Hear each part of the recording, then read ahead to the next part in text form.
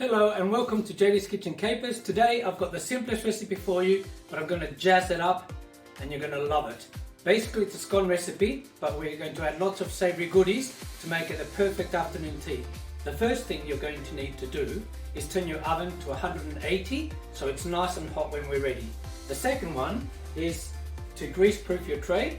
I've done the old fashioned method with a bit of grease and then some flour, but you can use baking paper. Makes it a lot quicker and easier for you. We're going to put 2 cups of self-raising flour. Now we want to sift that because it makes your mixture more airy and fluffy. That's it. You want 2 tablespoons of butter or margarine. Now the trick is to use your fingertips, the coolest part of your hands, and you're going to just make that into breadcrumbs, just like that. The more cool and chill the butter is, the better the recipe.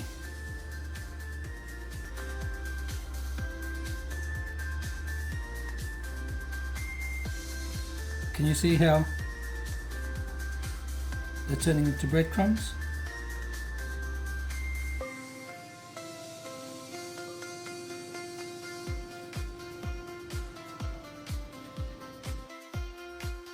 Now I did promise you that these were going to be a lovely savoury gourmet scone, so we're adding a bit of salt. Optional, but a bit of garlic powder.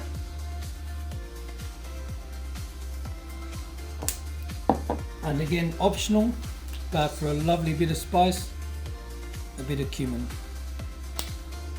To that we're going to add 1/4 cup of cheese, any type of cheese that you like. I'm using Parmesan because it's nice and sharp. You can use mozzarella. Some herbs, here I've got a bit of parsley and spring onions, and this is optional. If you're vegetarian, stay with that. If not, you can add some lovely bacon. This is some that I've already cooked because I like mine a bit crunchy, but you can add it raw. It's already salted and cooked. We're going to stir that through.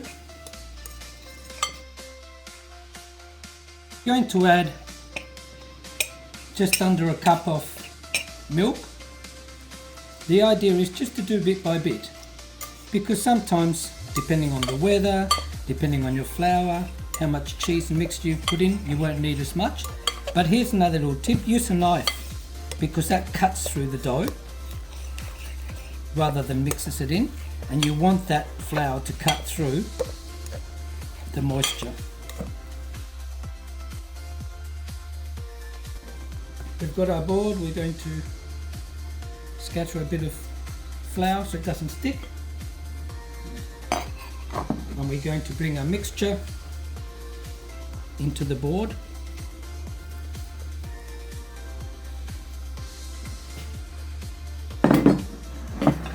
Now with the scone, you don't want to overwork it. Basically you just want to pat it down. So I've got a bit of flour on top. I'm going to give it just a quick little knead. You don't really want to do it too much.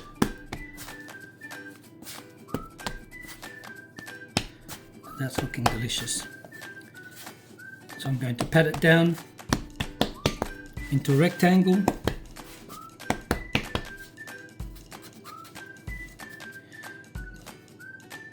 And there you go. I'm going to cut this into 6 squares, but you want to cut the edges off so you get a nice square scone. And we can use the edges as a taster. So how good's that? So here we go. We're going to cut it in half and then into 6, ready to go in the oven. Oven is nice and hot, and in they go for 20 minutes.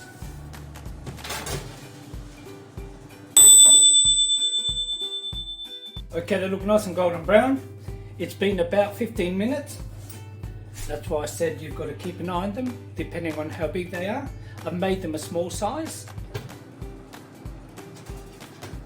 And look at that. Golden brown and delicious.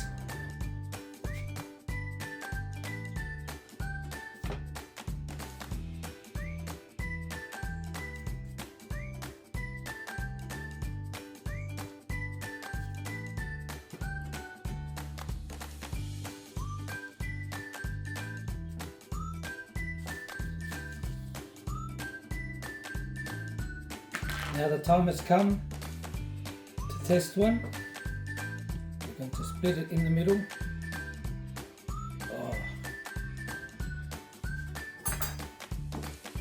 We're going to add some butter on top.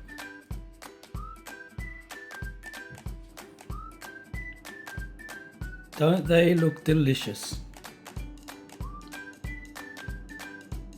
Time to try one.